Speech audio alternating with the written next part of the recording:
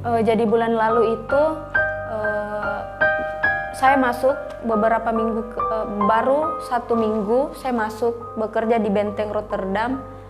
Saya mengalami kejadian aneh, Kak. Jangan jalan-jalan di sini kalau hari Jumat, gitu. Katanya yang bawa sih perempuan yang baju merah.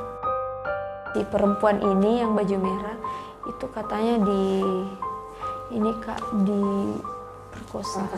Atau suara nangis anak PPL pernah dengar di situ, Kak.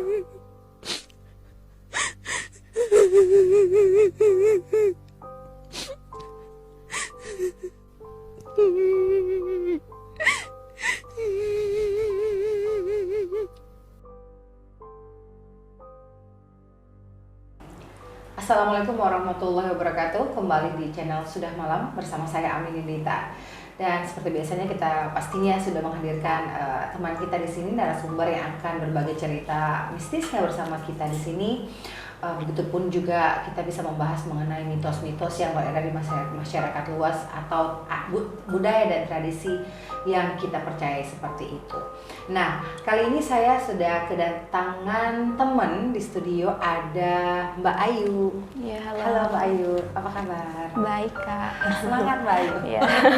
Mbak Ayu lagi serak-serak ya, suaranya lagi sakit ya. Iya, Kak. Kami menyempatkan waktunya untuk bergabung bersama kita di channel Sudah Malam kali ini karena ingin berbagi cerita menariknya bersama kita. Mbak Ayu sekarang kesibukannya apa? Lagi bekerja, Kak. Di Benteng Rotterdam. Nah, pasti salah satu ceritanya yang ada di Benteng itu ya. Iya, Kak. Tapi sebelum kita ke sana, aku tuh pengen tahu bagaimana sih awal mula Mbak Ayu ini. Tahu katanya kan Mbak Ayu ini juga punya kelebihan yang tapi spontanitas seperti itu. Nah, seperti apa itu? Nanti Mbak Ayu akan bercerita kepada teman-teman juga. Tapi sebelumnya saya ingatkan untuk teman-teman yang ingin juga berbagi ceritanya bersama kami, silakan mengirimkan komentarnya di video-video yang sudah kami tayangkan di channel Sudah Malam Official. Nah, langsung saja bagaimana cerita dari Mbak Ayu? Ini dia. Jadi awalnya itu bermula dari waktu kakak sepupu saya kena doti. Terus pada saat berapa itu? Kurang lebih waktu saya SMP, Kak. Terus pada saat itu rumahnya disterilkan sama katakanlah orang pintar yang spiritualnya gitu. Terus disterilkan di ruang tamu, mungkin yang makhluk halusnya itu ada di ruang tamu, Kak. Itu kiriman dari orang? Iya, gitu ya? kiriman dari orang. Terus kebetulan saya mau larinya ke kamar karena ruang tamunya harus dikosongkan, harus disterilkan. Jadi saat itu saya lari ke kamar anaknya. Tidak lama setelah itu rasanya saya ada yang nyambar. Terus kemudian saya tiba-tiba seperti perasaannya kayak mau meninggal, Kak, gitu. Gimana rasanya itu mau meninggal? Rasanya kayak nafas berhenti begitu, Kak. Kayak seperti gimana ya? Kayak pokoknya sesek aja gitu, udah berat gitu. Iya, berat. Itu berapa lama Ayu merasakan hal itu?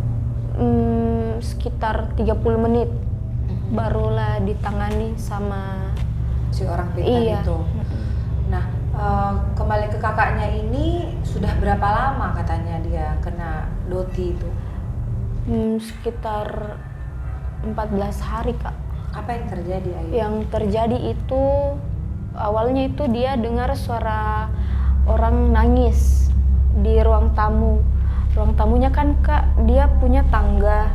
Nah, di ruang tamunya itu seperti ada orang yang nangis, terus ada kayak suara pasir yang jatuh, terus ada suara kayak dindingnya yang kayak dipukul kayak gitu. Awalnya itu seperti itu, Kak. Kemudian setelah itu sepupu saya 2 hari kemudian itu sepupu saya rambutnya ditarik melayang, terus suaminya dia kasih begini, rambutnya itu jarum keluar dari rambut kayak disayat begini. Itu jarum jatuh dari rambutnya seperti itu. Nah, mulai dari situ apa yang terjadi di kakak? Sakitnya atau adakah kejadian-kejadian aneh yang dialami sampai itu bisa dia tidak dalam kondisi sakit kak, cuman selalu kayak kayak kalau dia dikirimin begitu, dia kayak mungkin dia juga punya kayak leluhur begitu dari kakek buyutnya ya seperti itu. Terus setiap dia dikirimin begitu kak, dia tidak langsung kena. Jadi kayak kejadian saja misalkan arang. Iya, arang itu ada di setiap dia mau dikirimin pasti mamanya itu kesurupan. Tapi setiap dia mau dikirimin begitu kak, pasti ada arang, terus di arang itu ada jarum di dalam arang itu. Jadi kayak sebuah pertanda begitu kak. Sebelum datang kiriman, jadi kayak sudah diwanti-wanti sebelum terkirim. Kayak Tapi gitu. setelah itu tembus nggak ke kakak sepupunya ini? Enggak tembus, cuman kayak ya disaksikan saja begitu bahwa terjadi seperti itu.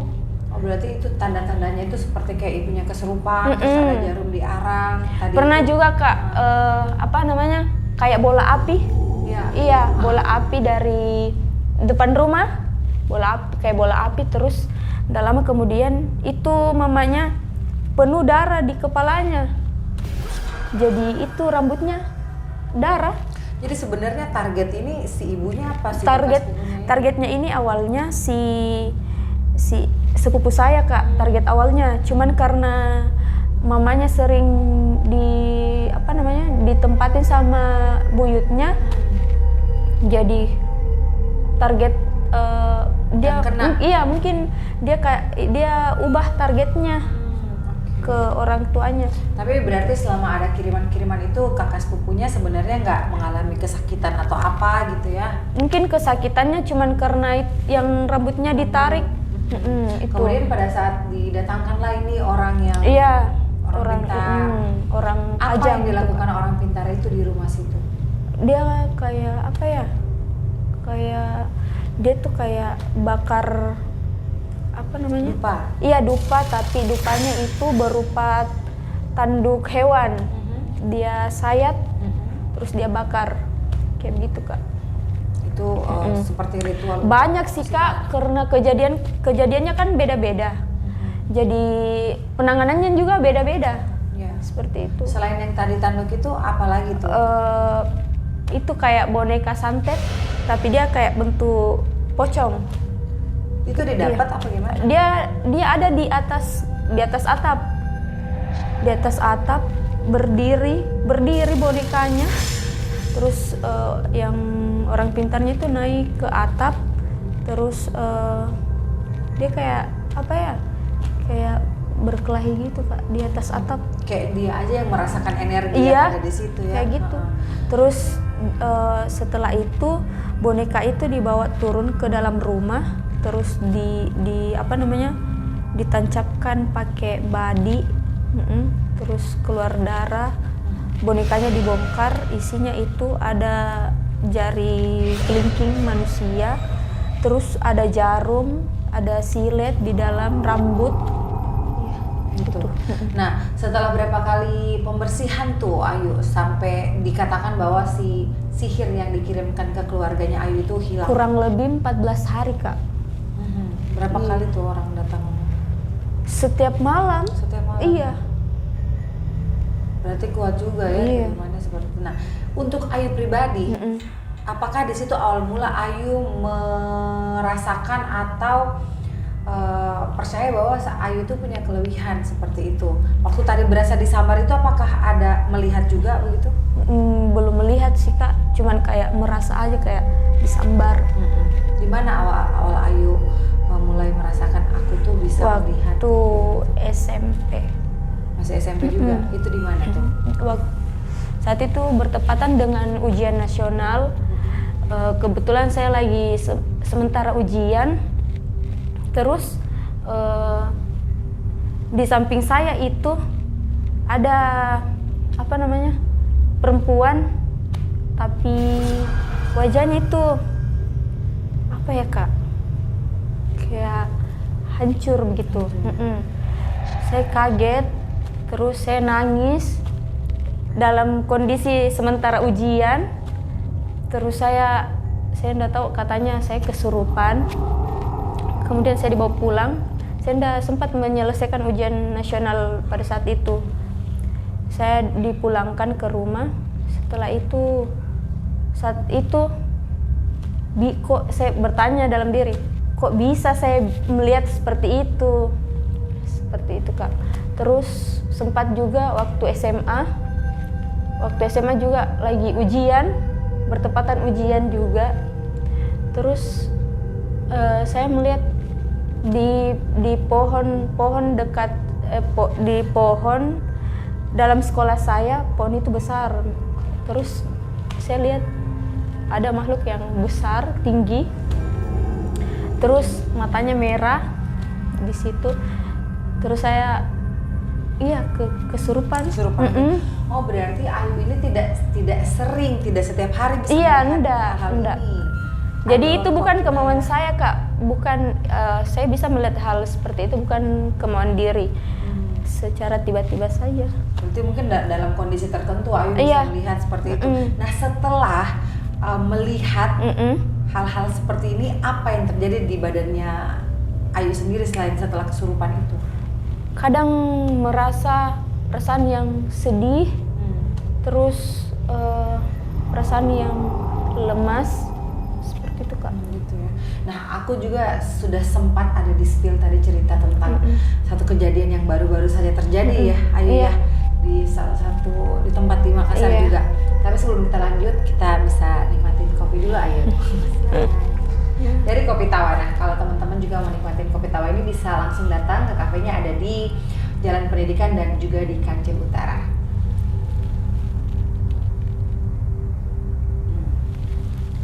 Oke, baik Ayu. Kita lanjut ke ceritanya. Tadi kan berarti itu Ayu menceritakan awal mula merasakan hal seperti itu dari SMP. Aku pengen tahu dong cerita yang baru-baru saja Ayu alami beberapa bulan kemarin ya. Iya. Bukan beberapa bulan sih Kak, baru bulan yang kemarin. Baru bulan kemarin. Oke. Gimana tuh Ayu? Lalu. Jadi bulan lalu itu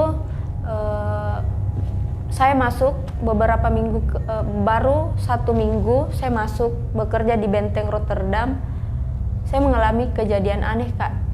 Tepat di hari Jumat, pas jam 1 siang, dalam kondisi hujan, saya keliling benteng. Bukan yang hujan deras, tapi hujan yang gerimis. Saya keliling, terus pas sampai depan di gedung E, di belakang gedung E itu ada apa sih namanya? Ada kayak tempat pegawai tinggal gitu, kayak mesnya. Iya, gitu. kayak mes gitu. Terus saya pas sampai di depan gedung, antara gedung E sama mes itu ada tangga. Di situ saya tiba-tiba ada yang megang tangannya. Terus yang pegang itu nenek-nenek. Terus dia kayak nuntun saya naik ke tangga itu Kak. Jadi saya naik terus saya belok ke arah perpustakaan. Sampai di tangga perpustakaan ada lagi yang pegang saya Kak. Sebelah kanan itu anak kecil, mungkin umurnya sekitar 3 tahunan. Kemudian saya jalan sampai depan perpus, ada staf yang negur. Cuman saya nggak bisa balas Kak. Jadi dia ngajak ngobrol tapi saya enggak. Kayak stuck gitu, kayak Iya. terhipnotis Iya. gitu ya. Gitu Kak. Rasanya ada ini tapi nggak bisa. Nggak bisa ngomong. Tapi lihat nggak? Tapi sosok? lihat. Oke. Begitu. Tapi ketika ada orang menyapa, Ayu nggak bisa Nggak menyapa balik gitu. Nah, terus Ayu gimana? Terus katanya si kakak itu, mau kemana dek? Kayak begitu. Diam Kak, diam saja. Terus saya tidak merespon. Saya jalan terus. Terus ada lagi staff satu datang, baru-baru datang. Katanya disuruh kejar. Saya kan cuma diceritakan. Disuruh kejar sama si kakak ini yang satu yang pertama lihat. Jadi dikejar lah Kak sampai di taman. Kan ada taman di atas. Terus dia tepuk belakang saya 2 kali baru sadar. Terus dia bilang, mau kemana dek? Saya bilang, saya nggak tahu mau kemana. Begitu. Terus dia bilang, jangan jalan-jalan di sini kalau hari Jumat. Gitu. Ayo pulang. Tapi saya kayak nggak bisa pulang Kak. Soalnya ini yang 2 ada selalu di sini. Iya, masih di sini. Masih di samping kiri kanan. Terus dia tuntun saya jalan turun di samping penjara bawah tanah. Jadi saya belok ke sana, tapi yang staff ini yang baru-baru datang masih ngawasin gitu Kak. Masih ngawasin, lihat saya. Katanya kalau saya belok kiri, dia segera turun. Tapi katanya saya belok kanan. Saya belok kanan ke depan ruang baca. Saat itu Kak, saya pas sampai di depan gedung K, saya sadar tiba-tiba ini hilang. Yang berdua tadi? Iya, pas apa ya? Saya tiba-tiba langsung mau sholat. Jadi saya ke masjid sholat duhur. Setelah sholat duhur itu saya kembali ke ruang baca. Saya kan di ruang baca. Ruangan saya di ruang baca di bawah. Terus saya masuk ke dalam ruangan. Staf yang tadi yang 2 itu turun. Dia hampiri saya. Katanya mau kemana dek? Siapa tadi? Begitu. Jadi saya ceritakan begini. Udah lama seperti itu Kak. Perasaan saya tuh kayak sedih, kayak lemas. Setelah itu saya katanya kesurupan. Seperti anak kecil. Ngomongnya apa? Dia kayak seperti main-main katanya Kak. Saat itu saya dibawa ke atas perpus. Kan perpusnya di atas. Saya masuk di ruangan perpus. Saya dalam kondisi baju saya dalam keadaan kotor. Karena katanya saya main. Jadi kayak anak kecil. Iya, kayak anak kecil gitu Kak. Ini kan tadi yang nuntun Ayu waktu jalan itu. Kalau yang menurut kesaksian teman yang lihat di situ, Ayu tuh ngomong apa aja selain main? Main aja. Main aja. Iya. Lama nggak itu? Lama, katanya lama. Bisa sadar? Setahu saya ya Kak, diceritakan juga sama orang di sana. Katanya yang anak kecil ini anak pegawai, anak salah satu pegawai di sana yang katanya meninggal yang mayatnya itu didapat di kanal dekat situ, kanal di belakang museum. Kenapa bisa di situ main terus meninggal gitu? Katanya Kak, ini anak mungkin lepas pengawasan sampai katanya sih jatuh di situ. Iya, dibawa sama makhluk yang di situ, dibawa sampai ke kanal. Terus mungkin seperti itu, sudah 2 katanya anak di situ. Jadi kayak anak dari staf yang kerja di situ ya? Iya, pernah juga katanya ada pegawai di sana meninggal. Kan pada saat saya sudah mengalami seperti itu Kak, saya diceritakan semua hal-hal yang pernah dialami di sana. Katanya pernah juga ada staf yang meninggal, dia itu security benteng. Tapi dia sudah PNS. Terus dia katanya juga mayatnya itu didapat di kanal itu. Katanya yang bawa sih perempuan yang baju merah. Baju merah. Itu berarti berbeda dengan yang tadi yang katanya Iya. tuntun Ayu. Yang tuntun Ayu tadi itu Yang tuntun saya tadi itu Kak, nenek-nenek bajunya hijau. berarti banyak juga ya. Iya, banyak. Tempatnya di tempat Tapi situ. katanya Kak, yang saya dengar dari pegawai-pegawai di sana, yang paling bahaya itu yang baju merah. Kalau yang baju hijau ini yang bawa kita itu kayak masih bisa kayak masih bisa diselamatkan begitu. Tapi kalau yang baju merah ini bisa kecil kemungkinan untuk selamat. Selamat. Jadi kayak Kalau di- saya sih Kak mungkin ajalnya ya. Iya. Iya. Betul. Mungkin seperti itu. Tapi kenapa sampai ketahuan bahwa si yang bawa ini orang yang baju merah itu emang pernah ada yang lihat? Iya, pernah ada pegawai yang lihat. Jadi kalau ada yang lihat begitu, pasti disuruh ini, disuruh dilarang pakai baju merah. Jadi pantangannya di sana Iya. nggak boleh pakai baju warna merah. Nah, Iya.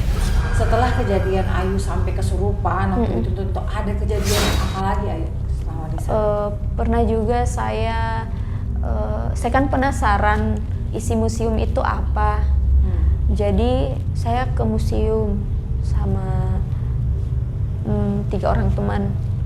Terus saya masuk di museum, saya sampai di lantai 3 itu saya dapat kalau di Makassar namanya laming. Ya kan? Pelaminan Iya, gitu ya? pelaminan gitu. Terus di situ ada foto. Tapi saat saya sampai di depan pelaminan itu, saya lihat ada sosok sepasang pengantin Kak di dalam pelaminan itu, ya duduk. Terus katanya ini kakak yang tuntun saya pegawai di sana juga. Katanya jangan ditatap begitu. Katanya jangan ditatap Dek. Ayo kita turun begitu. Jadi saya turun Kak. Sehabis lepas dari pintu museum, saya sudah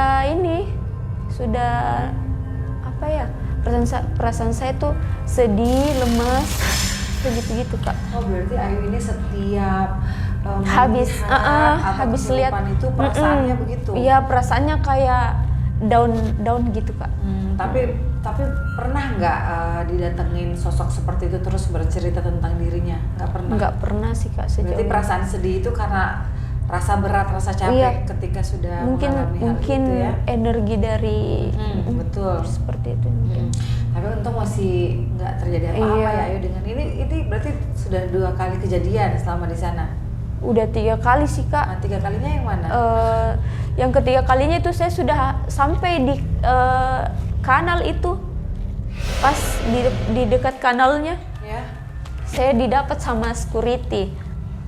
Jadi ada satpol yang lihat saya ke arah gedung O, lewat depan samping gedung O, saya lewat di belakang museum. Jadi saya masuk di situ, katanya satpol PP, dia kasih tahu security-nya, bilang dia tadi lewat di sini, kok nggak balik-balik gitu. Jadi disusul sama security, karena kan memang security di sana dan pegawai-pegawai di sana sudah tahu kalau saya seperti itu. Jadi disusul Kak sama security. Katanya security dia dapat saya dekat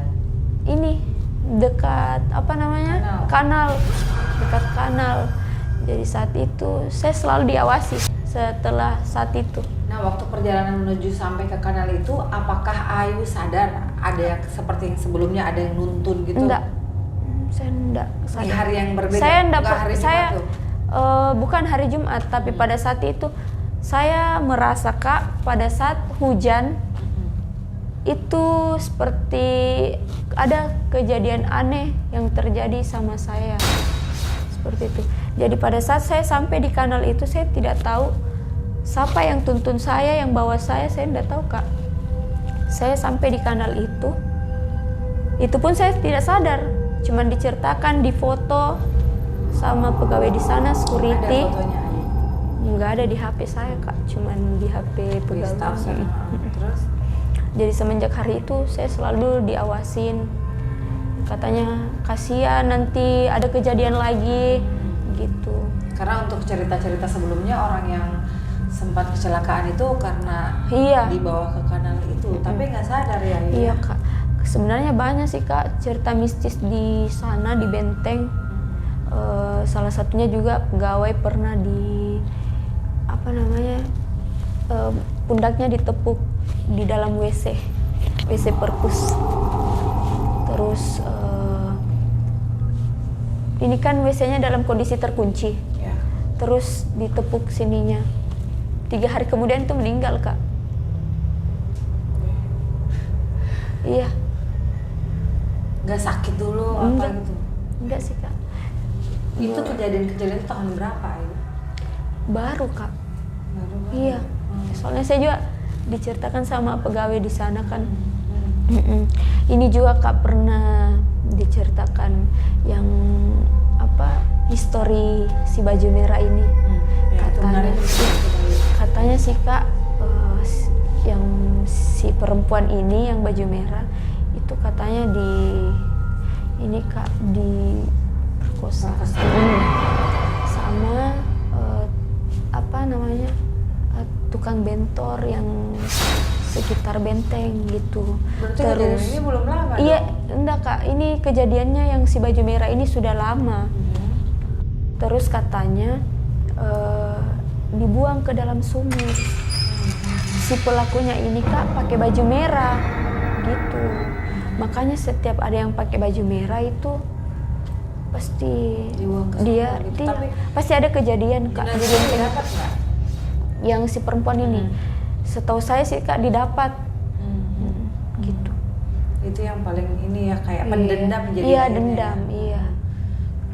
Berarti yang menariknya di sini selain Ayu ini mendengarkan kisah-kisah sebelumnya apa yang terjadi di sana, Ayu juga bisa merasakan sendiri, punya pengalaman sendiri seperti itu. Nah, 3 kejadian tadi ini apakah ada ada lanjutannya lagi nggak, atau mungkin jauh sebelum itu ada kejadian juga yang Ayu sudah alami? Iya Kak, waktu awal saya masuk, awal perkenalan lokasi itu saya ke gedung E. Terus saat itu saya masuk ke WC. Situ perasaan saya di situ merasa ada sesuatu di WC itu Kak. Jadi saya masuk di situ ada 5 hari. Saya diceritakan sama ini pegawai di sana. Katanya gini, rasa aneh nggak di situ di gedung E. Awalnya kan saya di gedung E penempatannya. Terus saya bilang, iya Kak, perasaannya aneh di WC, di dalam WC. Terus dia bilang, oh iya, di situ ada perempuan.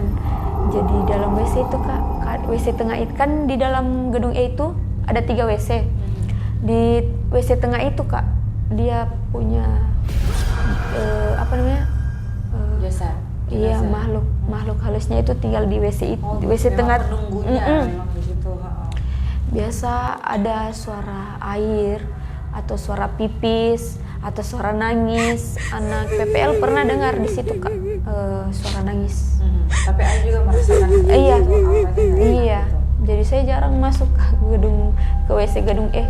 Tapi yang hebatnya Ayu dan teman-teman di situ tuh udah tahu banyak cerita, tapi tetap aja yang penting mau sendiri. Iya Ayu. Kak, kan niatnya kan mau datang bekerja.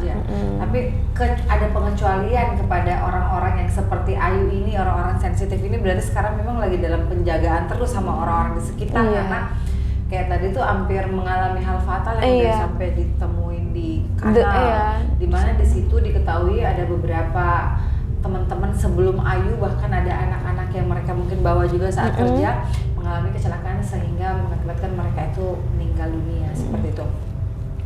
Ayu, ceritanya menarik banget. Terima kasih sudah berbagi ceritanya juga bersama kita. Ya, Kak. Tetap jaga diri di tempat kerjanya. pokoknya selalu mawas diri lah Iya, Ayu ya, Kak. seperti itu. Semoga nggak ada kejadian-kejadian lagi yang Ayu alami seperti Ya, itu. amin. Nah, kembali saya akan mengingatkan juga kepada teman-teman yang ingin berbagi ceritanya bersama kami di sini, silahkan mengirimkan komentarnya di kolom komentar kami di video-video yang sudah kami tayangkan di channel Sudah Malam Official. Saatnya saya Amin Dita pamit undur diri. Nanti kita akan bertemu lagi di episode lainnya yang akan mendatangkan bintang-bintang tamu dengan cerita-cerita menariknya juga. Assalamualaikum warahmatullahi wabarakatuh dan sampai jumpa. Satu lagi Ayu.